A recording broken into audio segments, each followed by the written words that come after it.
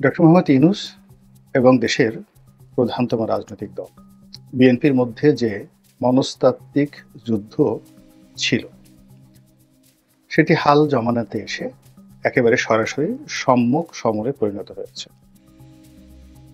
বিএনপির পক্ষ থেকে সর্বশেষ যা কিছু করার ছিল, মোটামুটি তা করার জন্য যে রেড সিগন্যাল, সেই রেড সিগন্যাল ইতিমধ্যে দেওয়া হয়েছে। বিএনপির যে সকল নেতৃবৃন্দ এতকাল মনে করতেন যে তারা যে কোনো সময় যে কোনোভাবে এবং যেভাবে চাইবেন সেভাবেই ডক্টর মোহাম্মদ ইউনূস ক্ষমতায় থাকবেন অথবা ক্ষমতায় চলে যাবেন, ক্ষমতা থেকে চলে যাবেন। বিএনপি যদি রাজপথে নামে এবং সামান্যতম আন্দোলনের চেষ্টা করে, তাহলে সেই আন্দোলনের যে ধাক্কা, সেটি ইউনূস সামাল দিতে পারবেন না।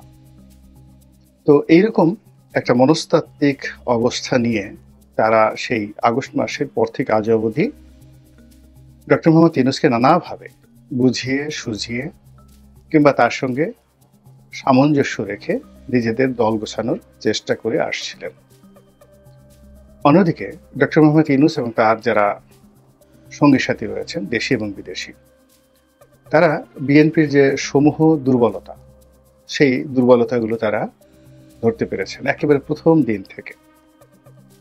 ধরতে পারার কারণে যেভাবে আপনি মাছ ধরেন বড়শি দিয়ে, নর্মাল যে লম্বা সুতো দিয়ে বড়শি ধরেন, তো আপনার সেই বড়শিতে যদি বড় কোনো মাছ, বোয়াল মাছ, রুই বা কাতলা, তো সেটি যখন আপনার দেয়া যে টোপ সেটি গিলে খায় এবং গিলে খাওয়ার সঙ্গে সঙ্গে সে লম্ফঝম্প শুরু করে, তখন যিনি বড়শির মালিক তিনি আস্তে আস্তে করে সুতা ছাড়তে থাকেন। এর ফলে কি হয়, ওই যে আপনার যে টোপ গিলে খেয়েছে সে ব্যথায় কাতরাতে থাকে, সে দৌড়ে পালাতে থাকে, ছুটতে থাকে, ডানে যায় বামে যায়, কিন্তু আপনি ওর চাহিদা অনুযায়ী সুতা দিচ্ছেন, ছেড়ে দিচ্ছেন, একটু সামনে টানছেন, আবার পিছনে ছেড়ে দিচ্ছেন। একটা সময় রক্তাক্ত হতে হতে এবং ব্যথার যন্ত্রণায় ক্লান্ত হতে হতে সে নিজেকে ছেড়ে দেয়। আর আপনি তখন এই একেবারে চিকন সুতোটি দিয়ে ধীরে ধীরে ধীরে ধীরে তাকে টেনে আপনার হাওতার মধ্যে নিয়ে আসেন। তারপরে তার সেই শরীরের যে দুর্বল অংশ, সেই দুর্বল অংশে আঙুল ঢুকিয়ে, কানের মধ্যে আঙুল ঢুকিয়ে তারপর তাকে পানি থেকে তুলে আনেন। এই তো মাছ শিকারের যে নিয়ম, এই নিয়মটাই ডক্টর মোহাম্মদ ইউনূস প্রথম থেকে অনুসরণ করে আসছেন। তিনি এবং তার লোকেরা বিএনপির জন্য যে টোপ ফেলেছিলেন, প্রায় সব টোপগুলো তারা গিলেছেন, একটার পর একটা। আমি উদাহরণ দিয়ে বলি, বিএনপির যে সকল নেতা এবং কর্মীরা দখল করতে চেয়েছেন, বিএনপির নাম ভাঙিয়ে যারা চাঁদাবাজি করতে চেয়েছেন, যারা মব করতে চেয়েছেন, যারা একটার পর একটা মামলা দিয়ে, যে মামলার কোনো আইনগত ভিত্তি নেই, বিএনপির জন্য লায়াবিলিটিস তৈরি করেছেন এবং সেই মামলার ওসিলা করে আওয়ামী লীগকে শায়েস্তা করার জন্য ডক্টর মোহাম্মদ ইউনূসের আইনশৃঙ্খলা রক্ষাকারী বাহিনী, এনসিপি এবং বিএনপির যারা লোকজন রয়েছেন, তারা জলে স্থলে অন্তরিক্ষে, অর্থাৎ আওয়ামী লীগ লোকদের সহায় সম্পত্তি দখল, তাদেরকে মারধর করা, তাদেরকে জেলে প্রেরণ করা, তারপর তাদেরকে থানা হাজতে ঢুকিয়ে এক দফা পিটুনি দেওয়া, এ সকল কর্মকাণ্ড অবাধে নির্বিবাদে তারা, অর্থাৎ ডক্টর মোহাম্মদ ইউনূসের যারা লোকজন করতে দিয়েছেন। করতে দেওয়ার পর কি হলো, সারা বাংলাদেশে যেটি হয়েছে, অনেকগুলো বিপদ বিপত্তি ফাঁদ তৈরি হয়ে গেছে বিএনপির জন্য। বিএনপি সারা শরীরে ব্যথা বেদনা শুরু হয়ে গেছে, সর্ব অঙ্গে, টেকনাফ থেকে তেঁতুলিয়া পর্যন্ত। এর কারণ হলো, যারা এই মামলাটা করেছে, ধরুন ৩০০ জন আসামিকে দিয়ে মামলা করেছে এবং ওখান থেকে একটা বড় অ্যামাউন্টের টাকা নিয়েছেন। এই টাকার ভাগাভাগি নিয়ে প্রথমত নিজেদের মধ্যে অন্তর্দ্বন্দ্ব, দ্বিতীয়ত যারা এই কাজটি করেছে তাদের যে কাউন্টার প্রতিপক্ষ তারা এটা নিয়ে নিদারুণভাবে বিক্ষুব্ধ। আবার এর দ্বারা যারা ক্ষতিগ্রস্ত হয়েছে, আওয়ামী লীগের যারা লোকজন রয়েছে, তারা ওখানে বিএনপির জন্য এক একটা মরণ ফাঁদ তৈরি করে বসে আছে। এবং ওই এলাকার যত আইন শৃঙ্খলার দায়িত্বে নিয়োজিত সেনাবাহিনী, অন্যান্য বাহিনী, তারা যে সকল তালিকা করেছে অপরাধীদের, সেই অপরাধীদের যে পুরনো তালিকা, আওয়ামী লীগের যে পুরনো তালিকা, বিএনপির যে পুরনো তালিকা, সব চাপা পড়ে এই নতুন পানির নতুন যারা মাছ, যারা এই মুহূর্তে শক্তিমত্তা অর্জন করেছে, তাদের সবাইকে সেই তালিকাভুক্ত করা হয়েছে। এখন সেনাবাহিনী চাক, পুলিশ চাক, কিংবা ডক্টর মোহাম্মদ ইউনূস চান, যদি এদেরকে ধরপাকড় করা হয়, সারা বাংলাদেশে 8-10 হাজার লোকদেরকে 24 ঘন্টার মধ্যে যদি গ্রেপ্তার করা হয়, প্রত্যেকটা এলাকাতে খুশির বন্যা বয়ে যাবে। আর ওই 8-10 হাজারের ভয়ে 8-10 লাখ লোক বাস্তুচ্যুত হয়ে পড়বে। আওয়ামী লীগের লোকজনও বাস্তুচ্যুত আছে, আর বিএনপির লোকজনও মাঠ ছেড়ে পালাবে সারা বাংলাদেশে। তো 10 লাখ 20 লাখ লোক, অর্থাৎ আওয়ামী লীগের 10 লাখ লোক যদি এই মুহূর্তে বাস্তুচ্যুত হয়ে থাকে, বিএনপির 10 লাখ লোককে যদি বাস্তুচ্যুত করা যায়, তবে এটা কি হবে, যে শূন্যতা তৈরি হবে। সেই শূন্যতার মধ্যে আপনি অনেক কিছুই করতে পারবেন।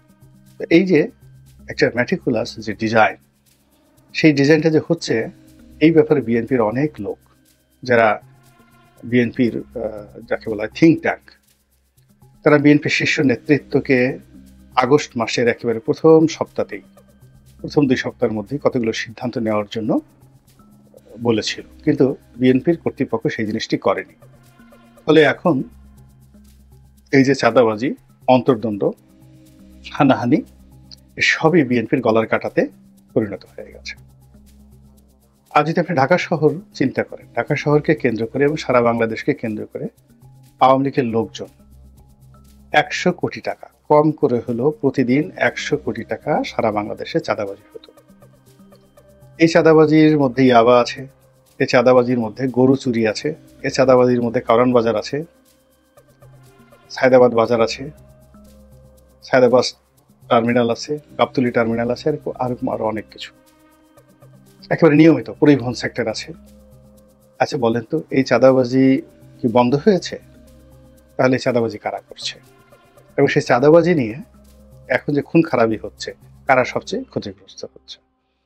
তো এই বিষয়গুলো ডক্টর মোহাম্মদ ইউনূস এবং তার যারা লোকজন আছেন, তারা খুব সুন্দরভাবে বুঝে ফেলেছিলেন, এবং সেই অনুযায়ী বিএনপিকে তারা টোপ দিয়ে দিয়ে একেবারে জায়গা মতো নিয়ে এসেছে। অন্যদিকে বিএনপি যখন বুঝতে পেরেছে যে তারা টোপ গিলে ফেলেছে, এখন যে কোনোভাবে নিজের দলকে নিয়ন্ত্রণ করার জন্য তাদের রাষ্ট্র ক্ষমতা লাগবে, নচেত এই বিশৃঙ্খলা তারা দূর করতে পারবে না। রাষ্ট্র ক্ষমতার জন্য ইলেকশনই তাদের একমাত্র বৈধ পন্থা। কিন্তু এই ইলেকশন তো বর্তমান সরকার তালবাহানা করছে, তারা কখন দেবে বা না দেবে এই বিষয়ে বিএনপি ধৈর্য রাখতে পারছে না, বিশ্বাস রাখতে পারছে না। আর বিশ্বাস না রাখারও কারণ আছে, ধৈর্য না রাখারও কারণ আছে। ফলে কি হলো, একটা মনস্তাত্ত্বিক যুদ্ধ শুরু হয়ে গেল। প্রথম কয়েক মাস, মানে মার্চ, এপ্রিল, মে, তো মার্চ এপ্রিল এটি মনস্তাত্ত্বিক যুদ্ধ রইল শুধুমাত্র মনে মনে, মস্তিষ্কে।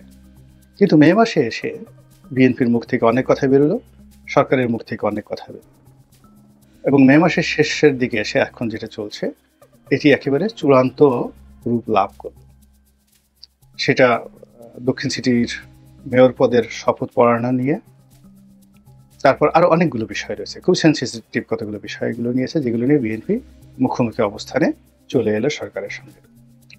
এবং সর্বশেষ তারুণ্যের মহাসমাবেশ করে বিএনপির ভারপ্রাপ্ত চেয়ারম্যান তিনি যে রেড অ্যালার্ট জারি করলেন, চূড়ান্ত সিদ্ধান্ত জানিয়ে দিলেন যে ডিসেম্বর মাসে নির্বাচন হবে। দ্বিতীয়ত ডিসেম্বর মাসে হতেই হবে। এটা মানে no if, no but, no dot, দাড়ি, কমা, সেমিকোলন কিচ্ছু নেই, এটাই হতে হবে। এই যে একটা কথা বলে সরকারকে, অর্থাৎ ডক্টর মোহাম্মদ ইউনূসের সরকারকে যে জায়গাতে ঠেলে দিলেন, সেখানে বিএনপির যারা নেতৃবৃন্দ তারা ধারণা করেছিলেন যে মানে সরকার থরথর করে কাঁপবে, কিন্তু বাস্তবতা হলো যে সরকার নির্বিকার। এর কারণ হলো তারা তো টোপ খাইয়ে ফেলেছে, বিএনপির কে টোপ খাইয়ে ফেলেছে, এবং সেই টোপ আমি শুধু ইঙ্গিত দেই যে আগে যেটা বললাম চাঁদাবাজি, তার বাইরে বিএনপির অনেক নেতাদের উপর এখন রয়ের এজেন্ট রূপে তাদেরকে ট্যাগ দেওয়া হয়েছে, তাদেরকে পরিচয় করানো হচ্ছে, এবং জনগণের একটা বিরাট অংশ সন্দিহান যে আসলে এরা কি রয়ের এজেন্ট কিনা, বা এরা কি ইন্ডিয়ার হাতে তুলে দেবে কিনা। এর প্রেক্ষিতে বলা হয়েছে যে তারেক রহমান সাহেব বলতে বাধ্য হয়েছেন দিল্লি কোনো দিল্লি নয়। এতে করে সন্দেহ আরো বেড়ে গেছে। 2 নম্বর হলো যে অনেকে বলার চেষ্টা করছেন যে এই মুহূর্তে পাকিস্তানের আনাগোনা বেড়ে গেছে। পাকিস্তানের যে রাষ্ট্রদূত বাংলাদেশে আছেন তিনি বিএনপির সঙ্গে তার যে যোগাযোগ, জামাতের সঙ্গে যে যোগাযোগ, সব মিলিয়ে বিএনপিকে প্রাইম ফ্যাক্টর ধরে পাকিস্তান একটা নতুন, যাকে বলে হয়, কূটনীতির দিগন্ত উন্মোচন করেছেন। এটাও বাংলাদেশের মানুষ স্বাভাবিকভাবে নিচ্ছেন, এবং তার থেকে বাঁচার জন্য তিনি বললেন দিল্লিও নয়, পিন্ডিও নয়, মানে পাকিস্তান নয়। তারপরে যেটা তিনি বললেন এটাও তার জন্য কিন্তু মুসিবত। এর কারণ হলো আমাদের দেশে আপনার সাথে আমেরিকার সাথে সম্পর্ক থাকুক বা না থাকুক সেটা আলাদা কথা, কিন্তু আমেরিকাকে আপনি শত্রু বানাতে পারেন না। তো ডক্টর মোহাম্মদ ইউনূসের সাথে এখন আমেরিকার যে সম্পর্ক রয়েছে, আর অন্যদিকে বিএনপির সঙ্গে আমেরিকার যে সম্পর্কে টানাপোড়েন যাচ্ছে, এটাকে জনাব তারেক রহমান সাহেব তার বক্তব্য দ্বারা অন্য কোনো দেশ না, অর্থাৎ যারা এই মুহূর্তে ডক্টর মোহাম্মদ ইউনূসকে সমর্থন দিচ্ছেন, ইউরোপীয় ইউনিয়ন কিংবা চায়না কিংবা ধরুন আমেরিকা, তাদের সবাইকে চ্যালেঞ্জ জানিয়ে তিনি বললেন অন্য কোনো দেশ নয়, কেবল বাংলাদেশ, বাংলাদেশ, বাংলাদেশ। এটা শুনতে খুব চমৎকার শোনা যাচ্ছিল, কিন্তু বাস্তবতা হলো এর মাধ্যমে ডক্টর মোহাম্মদ ইউনূস বিএনপিকে উত্তেজিত করে দিয়েছেন। এর মাধ্যমে বোঝা যাচ্ছে যে ডক্টর মোহাম্মদ ইউনূস জনাব তারেক রহমান সাহেবকে সেই ব্যাটিংয়ে নিয়ে এসেছেন, অথবা তিনি যে খেলা খেলছেন রাজনীতি, সেই খেলার মূল রিঙে নিয়ে আসছেন। এতদিন সালাউদ্দিন সাহেব একটা কথা বলতেন, মির্জা ফখরুল সাহেব একটা কথা বলতেন, অন্যান্য নেতারা কথা বলতেন, এবং সেই কথা মিনিমাইজ করার জন্য তিনি একটা উইন্ডো খোলা রাখতেন, এবং এতে তিনি হ্যাপি হচ্ছিলেন না। তিনি চাচ্ছিলেন যে তারেক রহমান সাহেব দূরে বসে যে কথাবার্তা বলছেন তার সঙ্গে আমার সরাসরি ডিল হোক। ঠিক সেই জায়গাটাতে তিনি তারেক রহমান সাহেবকে টেনে নিয়ে এসেছেন, এবং এটা তার দ্বিতীয় সফলতা। এখন কি হলো, তারেক রহমান সাহেবকে বলে দিয়েছেন। এখন তারেক রহমান সাহেব বলার পরে সালাউদ্দিন সাহেবের বক্তব্য বা অন্য কোনো নেতার বক্তব্য তো এখানে জনগণ কাউন্ট করবে না। এখন থেকে বারে বারে বারে বারে শুধু তারেক রহমান সাহেবকেই বলতে হবে। ঠিক সেম জিনিসটা কিন্তু পিনাকি করেছিল। অর্থাৎ পিনাকি যখন আওয়ামী লীগে আক্রমণ করেছিল, আমরা ওবায়দুল কাদেরকে নিয়ে কথা বলতাম, অন্যকে নিয়ে কথা বলতাম, কিন্তু পিনাকি কেবলই মাত্র বারবার শেখ হাসিনাকে রিঙে টেনে নিয়ে এসেছে। এবং শেখ হাসিনাকে নিয়ে যখন পিনাকি কথা বলেছে, গালাগাল করেছে, তখন দলের অন্য যারা নেতা কর্মী তারা চুপ থেকেছেন। তারা ভাবতে পারছিলেন না যে এখানে কি হবে। তদ্রুপ ঠিক একই অবস্থা ডক্টর মোহাম্মদ ইউনূসের যারা লোকজন জনাব তারেক রহমানকে যখন রিঙে নিয়ে আসছেন, এখন যে ট্যাগ সালাউদ্দিন সাহেবকে লাগানো হতো, যে ট্যাগ মির্জা ফখরুলকে লাগানো হতো, সেটি এখন সরাসরি তারেক রহমানকে নিয়ে যারা সরকারি লোকজন তারা খেলবে। তারা তাকে দুর্নাম দেবে, বদনাম দেবে, তাকে নিয়ে খিস্তি খেউ করবে, তাকে কালার্ড করার চেষ্টা করবে, যেটি দলের যারা অন্য নেতৃবৃন্দ তার পক্ষে, তারেক রহমানের পক্ষে না পারবেন পক্ষে বলতে, না পারবেন বিপক্ষে বলতে। এর কারণ হলো নেতার যারা লোকজন রয়েছে তারা বাইরে থেকে নেতার পক্ষে বলে কথা বলতে ওরকম স্বাচ্ছন্দ্য বোধ করেন না, এটা হয় না। তো এখন সবাই ডক্টর মোহাম্মদ ইউনূসকে যেভাবে সমালোচনা করছেন, ইউনূস সাহেবের নিচে যেহেতু আসিফ নজরুল থেকে শুরু করে অন্যান্য সবাইকে সমালোচনা হচ্ছে, ইউনূস সাহেবকে সমালোচনা হচ্ছে। ইউনূস সাহেবও চাচ্ছেন যে ওখানেও তারেক রহমান সাহেব থেকে শুরু করে সবাইকে সমালোচনা করা হোক, এবং সেইভাবে তিনি তারেক রহমান সাহেবকে একেবারে রিংয়ের মধ্যে নিয়ে এসেছেন। খেলা নতুন করে জমে উঠেছে। আর এই যে তারেক রহমান সাহেব যে হুঙ্কার দিলেন, এটার অ্যাগেনস্টে সচরাচর ডক্টর মোহাম্মদ ইউনূস যা করেন, তিনি নিজে কোনো কথা বলেন না, তিনি ঘুরিয়ে পেঁচিয়ে অন্য কথা বলেন, প্রতিপক্ষকে উত্তেজিত করেন, কনফিউজড করেন, ইন্টারেস্ট করেন, আশা দেখান, আর যত কথা তার প্রেস সচিব তাদেরকে দিয়ে বলান কিংবা এনসিপিকে দিয়ে বলান। এখন তিনি এই যে তারুণ্যের যখন মহাসমাবেশ, 15 লক্ষ লোকের যে সমাবেশ হয়েছে বলে বিএনপি দাবি করছে, এই সময়টিতে তিনি ছিলেন জাপান ভ্রমণে, এবং জাপান ভ্রমণে বসে তিনি আবার সে একই কথা বলেছেন যে ডিসেম্বর থেকে জুনের মধ্যে নির্বাচন হবে। একদিন এদিকেও হবে না, ওদিকেও হবে না। ইট মিনস বিএনপি যে এত বড় আয়োজন করলো, যা কিছু করলো, এটিকে ডক্টর মোহাম্মদ ইউনূস রীতিমতো বুড়ো আঙ্গুল দেখালেন এবং বিএনপির যে বিশাল আয়োজন এটাকে রীতিমতো মাঠে মারা দিলেন এবং বিএনপির পুরো শ্রমটাকে পণ্ড করে দিলেন। আবার এরকম একটা 15 লক্ষ লোকের সমাবেশ করে আবার তাকে একটা রেড অ্যালার্ট জারি করা, এটা বিএনপির জন্য কষ্টকর হবে। আবার এরকম কোনো রকম সভা সমিতি, সেমিনার বা রাজপথে আন্দোলন ছাড়া যদি ডক্টর মোহাম্মদ ইউনূসকে কোনো বিবৃতি দেওয়া হয়, এখন যেভাবে ডক্টর মোহাম্মদ ইউনূস একটু বুড়ো আঙ্গুল উঁচু করে তাকে তাচ্ছিল্য করেছেন, তখন তিনি সেটা করাও অনুভব মনে করবেন না। এই যে রাজনীতির যে শতরঞ্চি, এই শতরঞ্চি যেভাবে জমে উঠেছে, আমরা জানি না এটা কোথায় গিয়ে শেষ হবে, তবে কামনা করি একটা শুভ ফলাফল বয়ে নিয়ে আসুক। আসসালামু আলাইকুম রহমতুল্লাহি ওয়া বারাকাতুহু।